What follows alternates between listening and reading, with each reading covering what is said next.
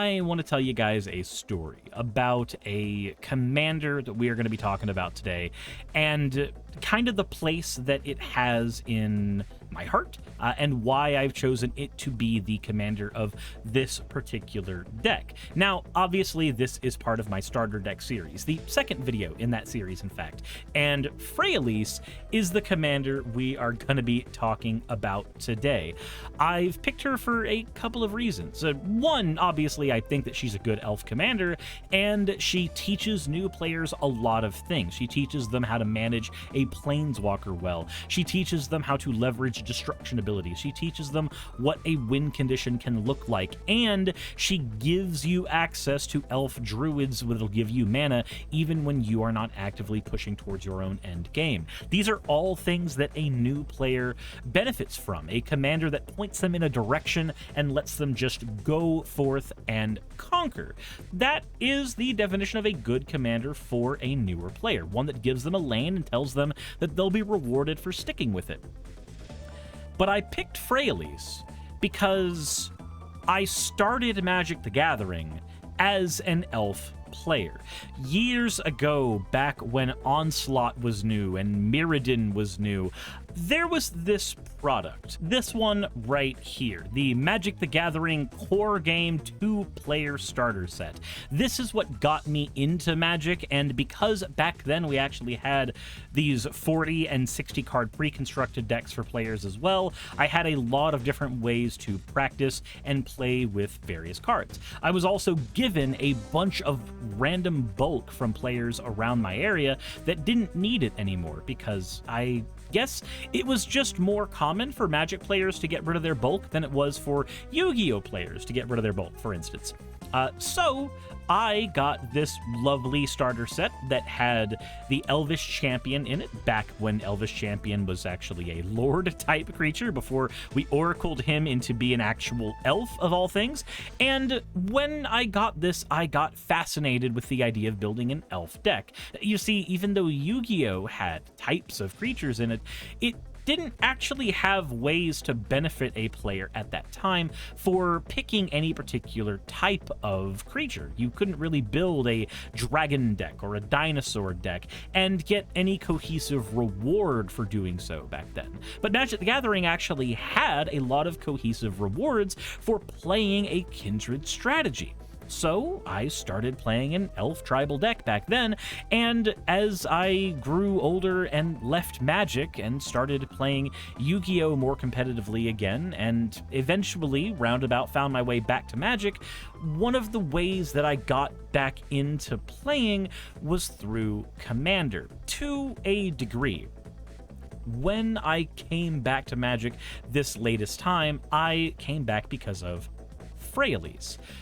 I was given the Freyalise Commander deck, and anytime that a friend of mine would go out and play Commander, I was expected to play along with them. And I didn't like Commander a whole lot back then, but as I've come back to the game and started enjoying it a whole hell of a lot, Freyalise is where I constantly drift back to. Now, there's other elf commanders I'd rather play these days, like Galadriel or Lathril, but Freyalise herself is always going to be important to me as that first commander deck.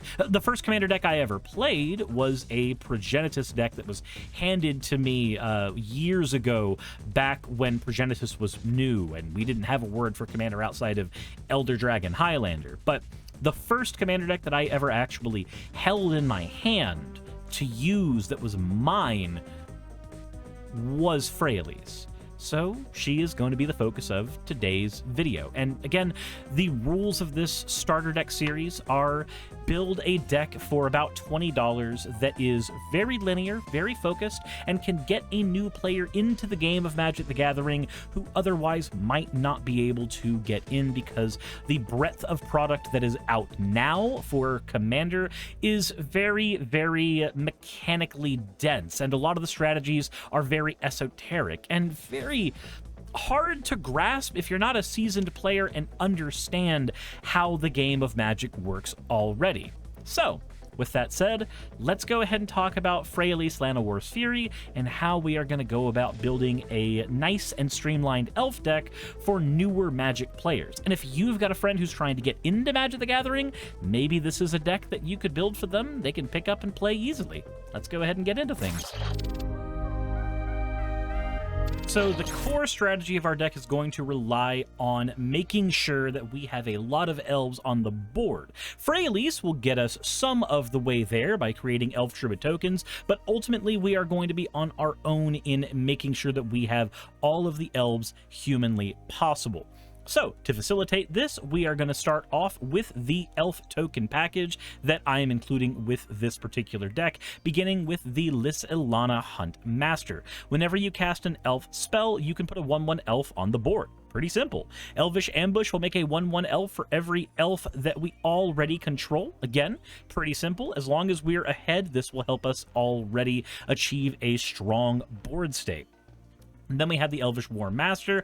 Every time one or more elves enter the battlefield under our control, we get to make a 1/1 elf creature token once per turn. And there's even a payoff where we can pay 7 mana to give all of our elves +2/+2 until end of turn. This card alone, if it was legendary, might have actually been the commander of the deck, because this card is a signpost for how to play the deck. It benefits you for having lots of elves on the board, and it facilitates getting a bunch of elves on the board for the player. This is incredibly good as a signpost card for newer players who need to figure out how to make their deck run. The light in the cage moment where you see all the wheels start turning when a player goes, "Oh, that's what happens," is just wonderful with a card like this. Then we have the Elderleaf Mentor. When it enters the battlefield, we get to make an additional 1/1 Elf Warrior creature token, and Dwynen's Elite will do the same, creating an Elf Warrior creature token when it enters the battlefield. And then we have the Imperious Perfect, which will give all of our elves +1/+1, and will create Elf Warrior creature tokens for us, pretty much as long as we want. Also, if you have a newer player who is figuring out the ropes and you are handing them this deck, don't forget to let them know that the Imperious Perfect can tap on other players' turns, and if Elvish War Master sees that on other players' turns, it's a way to eke more value out of the War Master for the elf player. This is a wonderful learning experience for a newer player who is not quite certain how to do things on other people's turns, but it will still benefit a player if they never do this on somebody else's turn. There is a positive amount of elves that will be generated from Imperious Perfect no matter what, and from Elvish War Master no matter what, but if that new player has that light bulb moment where they go, "Oh, the Imperious Perfect can do things on other players' turns," that will be a huge boon to them. And having a few of these effects sprinkled in starter decks will probably help a lot in facilitating those moments for those players. The more of those that players have, the more likely they are to stick with Magic the Gathering as they realize, "Oh, the game goes a little deeper than I thought." Next, we need to introduce payoffs for creating those elf tokens, either via Freyalise or the other elves that we've already introduced. So we've got 6 Lords and Anthems to supplement what's already being done by the Imperious Perfect. Let's begin with Dwynen the Giltleaf Dean. This 4-mana creature has reach and gives other elves 1/1, and whenever it attacks, you gain a life for every attacking elf you control. This attack trigger is one of the few ways we have in this deck of gaining life back. This can help keep a newer player in the game and help them feel like they're not going to get overwhelmed even when a game is going not in their favor. Then we have the Canopy Technician, a ramping card that will give other elves +1/+1. Very, very simple, very easy payoff for people to understand. Then we have Gaia's Anthem, which will give all of our creatures +1/+1. Instruments of War, which will give all of our elves +1/+1. And the War Horn, which will give any of our attacking creatures 1/0. Having one of these cards in the deck will also make sure that a newer player who might be a little hesitant to go into combat because they don't know how to make the decision of who to hit and when. A card like this will incentivize them by going, hey, if you want to get the benefit from this card, you need to start turning your creatures sideways. So I like having stuff like this that has a little bit of an attack trigger, because it can make that newer player who's more hesitant to engage in the combat phase, it gives them a reason to do so. Then we have one of the more complicated cards in the deck, but I feel like it's one of those cards like Imperious Perfect where even if you don't use it perfectly, you still get a benefit from it.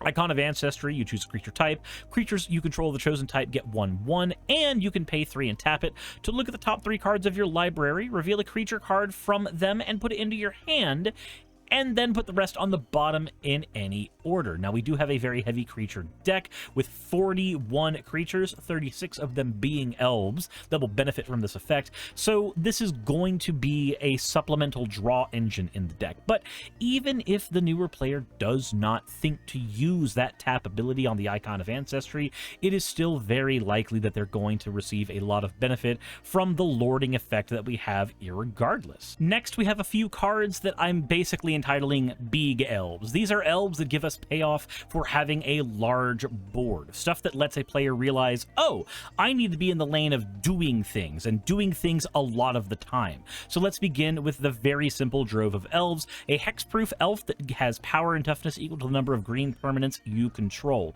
So this card, while it doesn't have trample or anything on it to begin with, I think having this card on the board will facilitate a player dumping as many cards as they can in their hand to get that number bigger.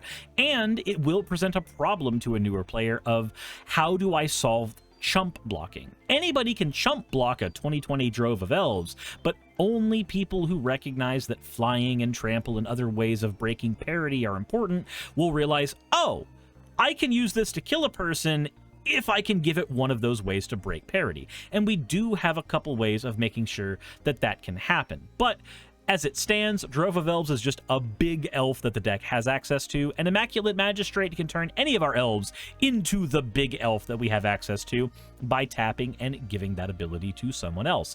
Bonus points, Immaculate Magistrate also has the ability to do this at instant speed, so like with many cards in the deck, if it's used suboptimally, it's still making one elf big, which feels good for a new player, but sometimes making that new player hold it in the back and use it as a combat trick will be one of those aha moments. Oh, I can use this at instant speed. I can hold this as a threat in case somebody does something I don't like.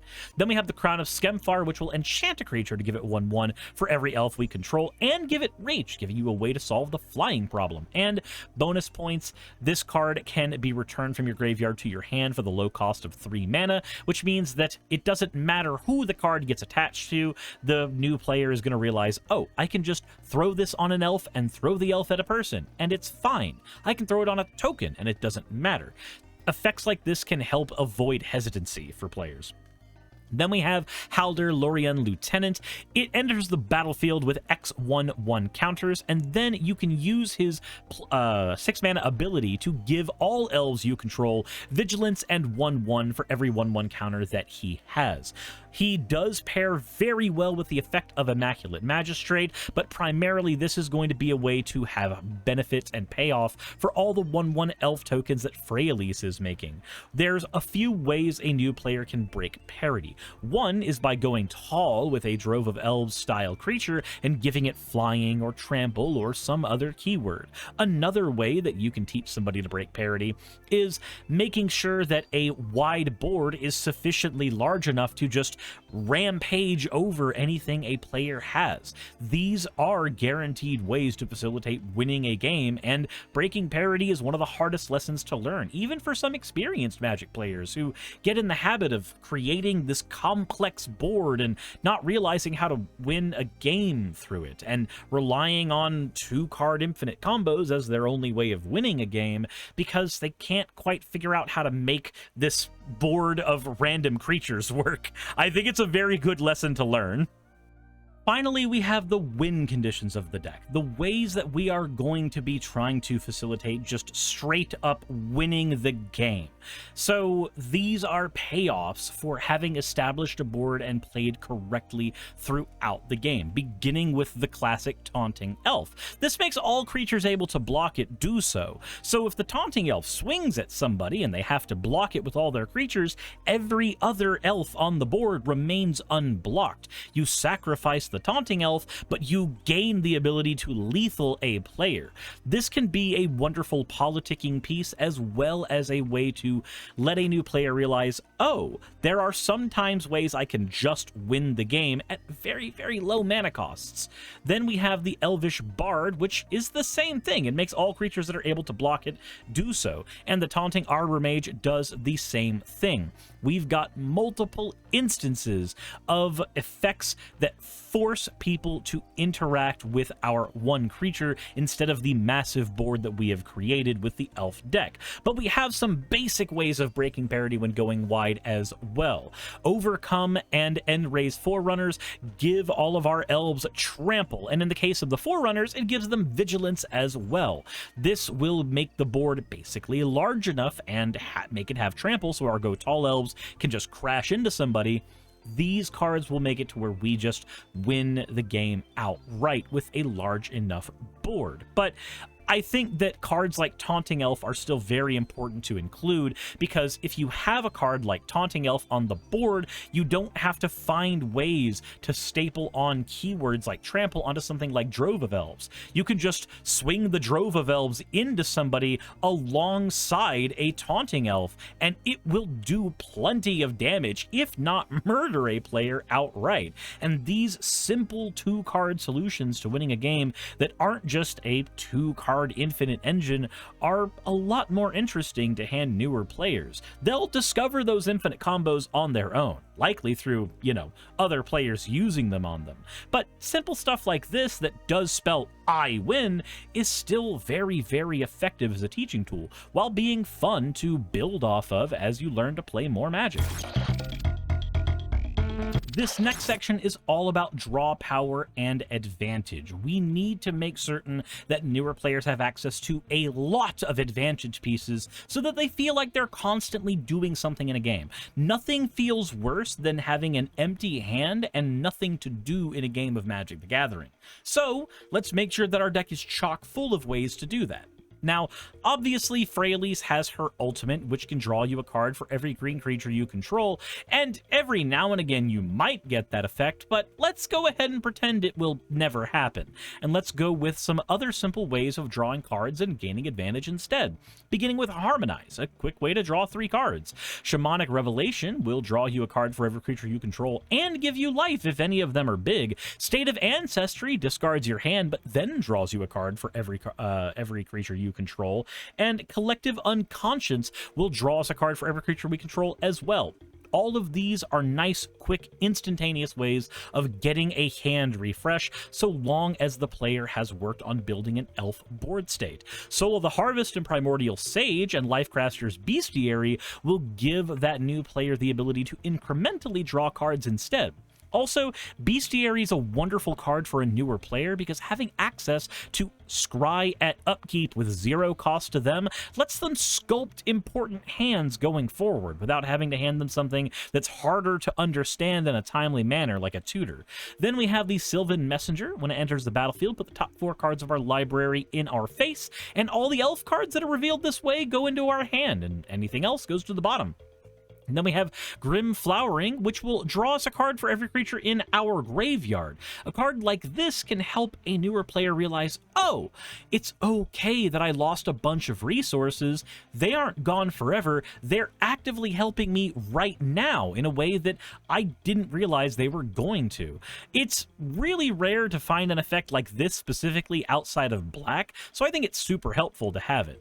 Then we've got 7 other ways of gaining incremental advantage that'll help facilitate just playing more spells and doing more things. Beginning with Elvish Visionary, it enters the battlefield and draws us a card. Llanowar Visionary draws us a card while giving us a mana dork as well. Sylvan Ranger, Civic Wayfinder, and District Guide all give us access to a land when we play them. And Shaman of Spring and Jorga Visionary draw us a card when they enter the battlefield, just like the Elvish Visionary and Llanowar Visionary do. Each of these is functionally a vanilla creature that the new player won't have to think about while they're on the board. They won't have to actively consider them outside of being effectively pawns that turn sideways at people, but they do something as soon as they touch the board, so they feel really good to play. You feel rewarded when you drop something like a Shaman of Spring. Even though it's only drawing you a single card, it's a very, very quick and effective way to go, oh, play more cards, feel more good, get more dopamine. And those are important lessons to learn in Magic. Just keep a hand filled with options and you have the ability to play the game. Even if you're drawing things incrementally, that is still a way to keep generating advantage throughout a game of Magic.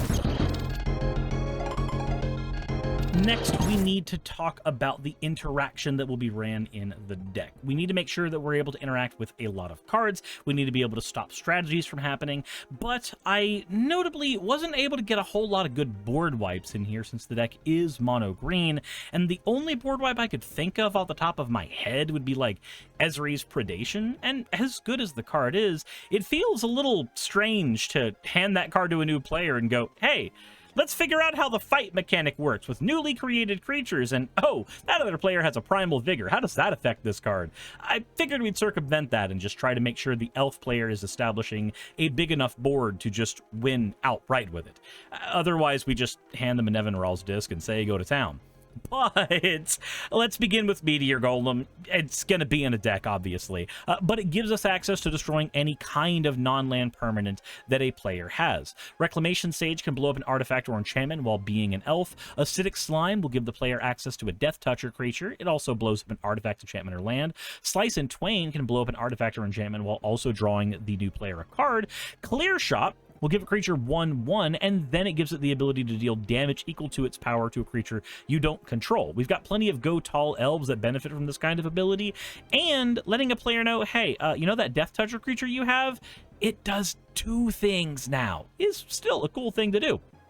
Return to Nature will give the player access to graveyard removal while also blowing up artifacts or enchantments. Viridian Shaman can blow up artifacts while being an elf. Ambuscade can give a creature 1/0 and then, again, letting it deal damage to another creature. Jagged Scar Archers is the Go Tall elf we have access to that can blow up flying creatures. And then, of course, Beast Within can blow up a target permanent and give a player a 3/3 Beast token, which isn't really a huge issue because we're blowing up something important and handing somebody something that maybe doesn't matter all that much.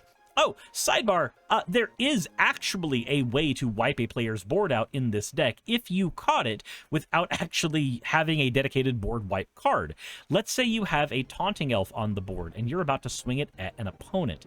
They decide to block and you go, oh, that's fine. I'm not planning on killing you right now, but I am planning on making sure that this thing is gigantic with Immaculate Magistrate or Crown of Skemfar, and your entire board is going to go bye-bye when my Taunting Elf eats it, because it's like a 30-30 right now. That's as much a board wipe as anything else we can come up with in green. So we do technically still have a board wipe in this deck. And of course, we are building our newbies and elf deck, so the thickest section we can imagine is going to be our ramp section with 15 whole ramp cards, easy ways to guarantee that a player has access to tons and tons and tons of mana to play all of the fun things. But let's begin with a modal card we have access to in Unstable Obelisk. Now, it will give us 1 mana, obviously, but we can also tap it to blow up any target permanent while sacrificing the obelisk. I think cards like this are very important to include in decks geared towards new players because they are cards that act as accelerants early and act as answers late. Then we have Druid of the Cowl, a mana dork. It adds a mana to your mana pool. Leaf Gilder adds a mana to your mana pool. Elvish Mystic does that. Finehorn Elves does that. Llanowar Elves does that. They are all mana dorks. Then we have the Springbloom Druid, which lets you sack a land to add 2 basic lands from your deck to the battlefield. Farhaven Elf lets you get a basic land from your deck to the battlefield when you play it. Deathbloom Gardener is a mana dork with Death Touch. Paradise Druid is a mana dork that happens to have hexproof sometimes. Wood Elves will give us access to a forest from the deck, and it comes into play untapped. Elvish Archdruid is a mana dork that gives us a ton of mana for every elf we control, while also being a lord. Heraldic Banner will give all of our elves 1/0, so it's another lord we have access to, while also being a mana rock. And then Rampant Growth will let us search our library for any land card and put it on the battlefield tapped, which is the most basic silver standard for how ramp should work in Magic. And then, like with the other starter decks that we have made, the land base consists of a single Myriad Landscape and 36 basic lands. I've kept the lands very, very basic in this because I want new players to focus not on the utility in their mana base, but on what is in front of them that they are aiming at other players. Utility lands and all kinds of extra ways to eke out incremental value in your back row is an important lesson to learn, but I think it's probably a lesson that should be learned after all of the fundamentals and basics are learned.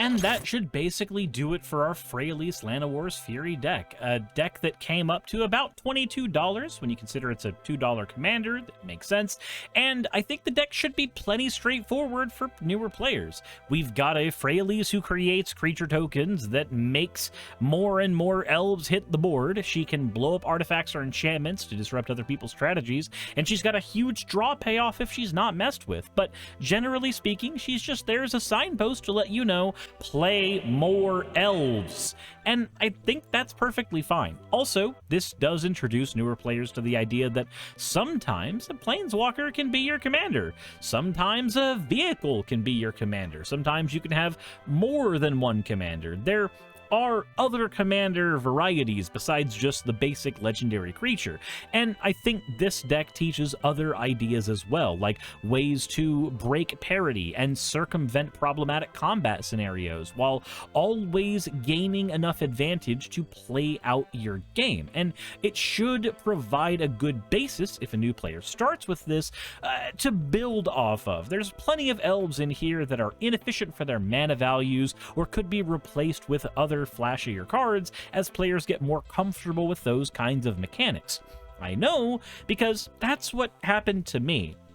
So, to conclude the Freyalise story from before, when I played Freyalise, I was really scared to upgrade her because I didn't know how the commander deck worked. I didn't know if there was any super essential pieces of the deck that if I took them out would suddenly be missing, and I didn't have the knowledge base I needed to upgrade. So I kept that deck in its base form for years when I played on and off. It wasn't until I bought the starter deck, or it technically wasn't a starter deck, but you know, the other elf commander we got in Kaldheim Lathril. When I bought her precon, that I took apart my Freyalise deck and used it for pieces parts that would upgrade that Lathril deck. It wasn't until that happened that I really realized, oh, it's okay to mess with this deck. I can use it for pieces parts for something else, and it will still work.